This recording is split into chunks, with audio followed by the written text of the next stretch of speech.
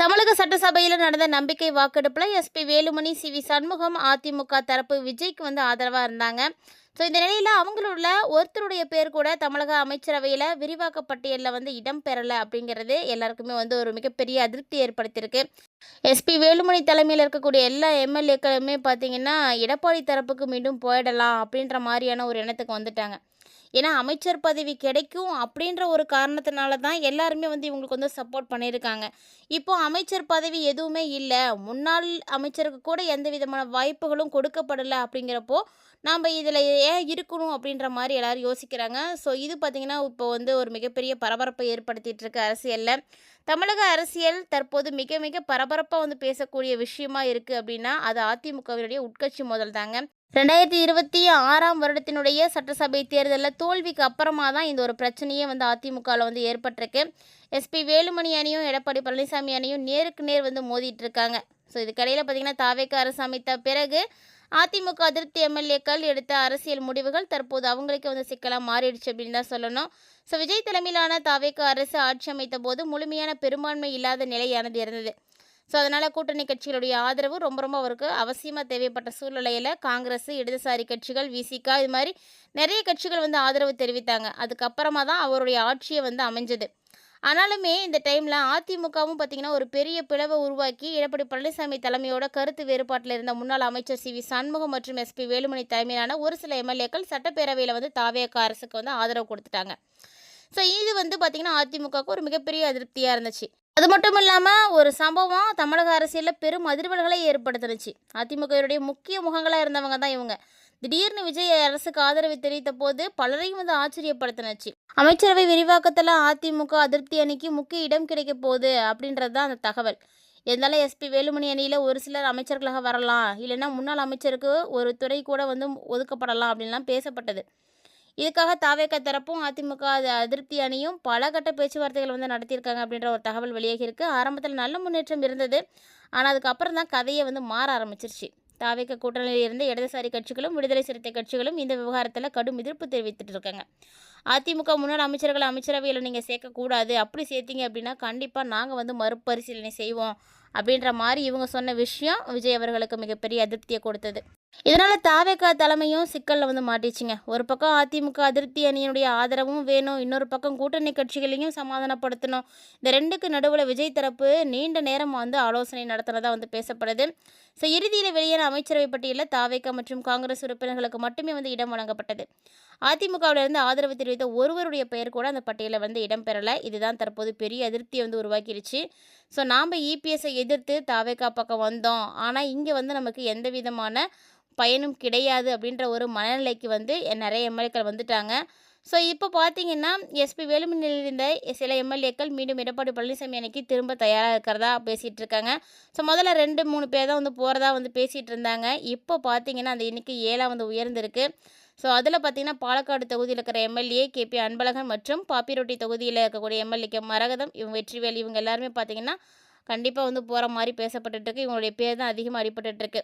So அமைச்சரவை பதவியும் கிடைக்கல, கட்சியில் பிரச்சனையும் தொகுதியும் எதிர்ப்பும் எல்லாமே இருக்கக்கூடிய நிலையானது ஏற்பட்டுருக்கு.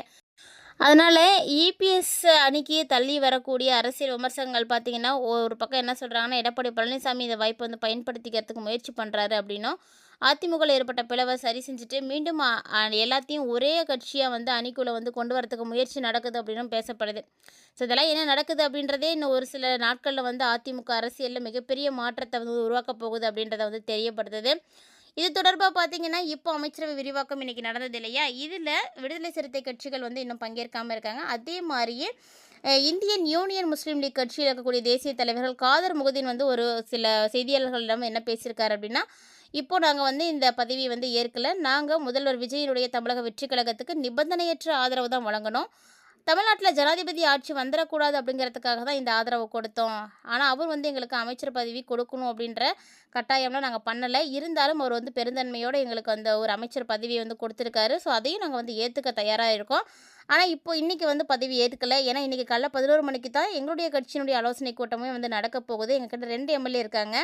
ஸோ அந்த எம்எல்ஏல 2 பேத்துல யார் வந்து நியமிக்கலாம் அப்படின்ற மாரி கட்சியில ஆலோசனைகள் செய்துட்டு, அதுக்கப்புறம் தான் அந்த அமைச்சர் பொறுப்ப வந்து ஏற்க போறதா வந்து உறுதி அளித்திருக்காரு.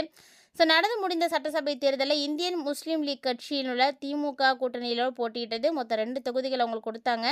வாணியம்பாடு, பாபநாசம் தொகுதி. ஸோ வாணியம்பாடிய தொகுதியிலயும் பார்த்தீங்கன்னா, பாபநாசம் தொகுதியிலயும் 2 பேருமே வந்து வெற்றி பெற்றாங்க.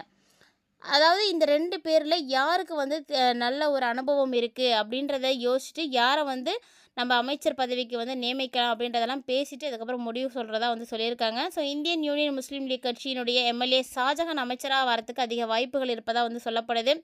இது குறித்த அதிகாரப்பூர்வமான அறிவிப்பும் இன்னைக்கு ஆலோசனை கூட்டம் நடந்து முடிஞ்சதுக்கு அப்புறமா தான் வந்து வெளியாக போகுது அப்படின்றது குறிப்பிடத்தக்க ஒரு விஷயம்.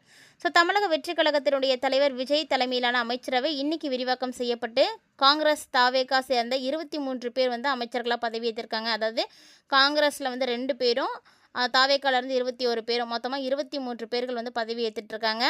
அதிமுக எடப்பாடி அதிருப்தி அணியை சேர்ந்த சி.வி. சண்முகம், எஸ்.பி. வேலுமணி உள்ளிட்டோருக்கு அமைச்சரவையில் இடம் வந்து கொடுக்கல.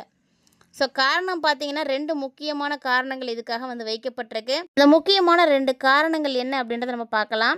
அதாவது அரசியல் வட்டாரத்தில் பார்த்தீங்கன்னா பல கேள்விகள் வந்து இப்போ வந்துட்டுருக்கு. குறிப்பாக ஆதரவு அளித்ததுக்கு அப்புறமா அதிமுக அதிருப்திக்கு ஏன் வந்து அமைச்சரவையில் பதவி கொடுக்கல அப்படின்ற ஒரு கேள்வி தான் இப்போ வந்து பரபரப்பாக வந்து இருக்குன்னே சொல்லணும். இந்த கேள்விக்கு வெளிப்படையாகவே வந்து இப்போ பதில் கொடுத்துருக்காங்க. ஸோ அமைச்சரவை விரிவாக்கம் செய்த போது ஏன் இவங்களுக்கு இடம் கொடுக்கல அப்படின்னா, இவங்க வந்து கட்சி தாவல் அப்படின்ற ஒரு தடை சட்டத்தின் கீழே வந்து போயிருக்காங்க. ஸோ 25 எம்எல்ஏக்களுமே. ஏன்னா எடப்பாடி பழனிசாமி பொதுச் செயலாளர். அவர் சொன்ன விஷயத்தை யாரும் கேட்கல. அதே மாதிரி கொறடாவாக இருக்கக்கூடியவரும் வந்து சொல்லியிருக்கக்கூடிய விஷயங்களையும் வந்து அதிமுகவில் இருக்கக்கூடியவங்க வந்து கேட்கல. ஸோ அப்படிங்கும்போது தகுதி நீக்கம் செய்யப்படுறதுக்கான வாய்ப்புகள் நிறைய இருக்குது. முதல் காரணம் தகுதி நீக்கம் தான். எஸ்.பி. வேலுமணி, சி.வி. சண்முகவனையை சேர்ந்த எம்எல்ஏக்கள் அனைவருமே அதிமுகவினுடைய இரட்டை இலை சின்னத்தில் போட்டியிட்டு வெற்றி பெற்றவங்க. அவங்களுக்கு போட்டியிட வாய்ப்பு வழங்கிய ஃபார்மில் கையெழுத்திட்டவர் எடப்பாடி பழனிசாமி தான்.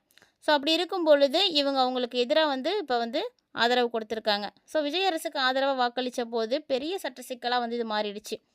ஸோ கண்டிப்பாக இதனால் அவங்களுக்கு கொடுத்தா பெரிய பிரச்சனை ஏற்படும் அப்படின்னு அவங்க வந்து யோசிக்கிறாரு.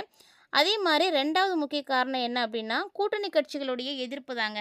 தாவேகா அரசுக்கு ஆதரவு அளித்து வரக்கூடிய காங்கிரஸ், கம்யூனிஸ்ட் கட்சி, விடுதலை சிறுத்தைகள் கட்சி, இந்தியன் முஸ்லீம் லீக் கட்சி, ஸோ இவங்க எல்லாருமே பார்த்தீங்கன்னா அதிமுக வேற அமைச்சரவையில் வந்து சேர்க்கறத விரும்பலை. ஸோ இந்த தகவலுக்காகவே வந்து இவர் பார்த்தீங்கன்னா அந்த இடத்த அவங்களுக்காக கொடுக்கல அப்படின்னே சொல்லப்படுது. குறிப்பாக மார்க்சிஸ்ட் கம்யூனிஸ்ட் கட்சி மாநில செயலாளர் இருக்கக்கூடிய சண்முகம் அதிமுகவினரை அமைச்சரவையில் சேர்த்தா ஆதரவை மறுசீலனை செய்வோம் அப்படின்னு வெளிப்படையாகவே வந்து பேசியிருக்காரு. இது வந்து விஜய் தரப்புக்கு மிகப்பெரிய அளவில் ஒரு பாதிப்பை ஏற்படுத்தியிருக்கு. ஸோ அமைச்சரவை பதவியை கொடுத்துட்டு புதிய பிரச்சனையை உருவாக்க வேணாம் அப்படின்ற முடிவுக்கு இப்போ தாவேக்கா வந்துருச்சு. ஸோ அதனால தான் அமைச்சரவையில் அதிமுகவுக்கு இடம் கொடுக்கப்படலை. ஸோ இந்த 2 காரணம் தான் முக்கியமான காரணம். ஸோ இது காரணமாக தான் பதவியேற்ற 23 அமைச்சர்களில் தாவேகா மற்றும் காங்கிரஸ் உறுப்பினர்களுக்கு மட்டுமே வந்து வாய்ப்பு வழங்கப்பட்டிருக்கு. மீதியம் இருக்கக்கூடிய அமைச்சரவை விரிவாக்கம் எப்போ நடக்க போகுது, யாரெல்லாம் அதில் பங்கேற்க போகிறாங்க, யாருக்கெல்லாம் பதவி வாய்ப்புகள் இருக்குது அப்படின்றதெல்லாம் பொறுத்திருந்து பார்க்கலாம். இது மாதிரியான அரசியல் அப்டேட்ஸ் நீங்கள் உடனுக்குடன் தெரிஞ்சுக்கிறதுக்கு சேனலை சப்ஸ்கிரைப் பண்ணிட்டு ஃபாலோ பண்ணிக்கோங்க.